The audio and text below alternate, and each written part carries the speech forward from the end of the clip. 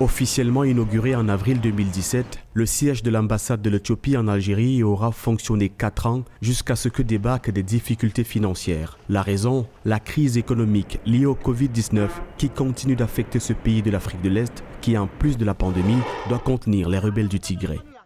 Les arguments évoqués par le pouvoir d'Addis Abeba sont d'une transparence sans équivoque, à savoir le coût élevé de l'entretien de cette mission qui nécessite des sacrifices financiers et budgétaires importants. Sur le plan sociopolitique, on peut comprendre que l'Éthiopie, qui connaît un soulèvement armé des irrédentistes de la région du Tigré, préfère rationaliser ses priorités financières en réorientant ses ressources vers le traitement de cette menace.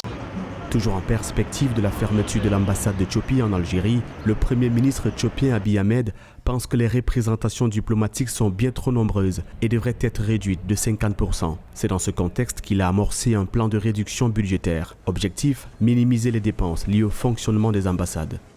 L'Éthiopie ne devrait pas avoir une 60aine d'ambassades et de consulats à l'heure actuelle. Au lieu de jeter des dollars américains partout, au moins 30 ambassades devraient être fermées. Les ambassadeurs devraient être plutôt ici. L'ambassadeur d'Éthiopie au Kenya, par exemple, pourrait être basé à Addis Abeba et ne faire des déplacements sur le terrain que pour rencontrer des responsables, tout en suivant les événements de Nairobi à travers les médias. Les intérêts de l'Éthiopie en Algérie seront donc désormais couverts par un ambassadeur non résident basé dans la capitale éthiopienne, Addis Abeba. Pour l'heure, aucun chiffre n'a été communiqué sur les rentrées financières que devrait inciter cette diplomatie de navette.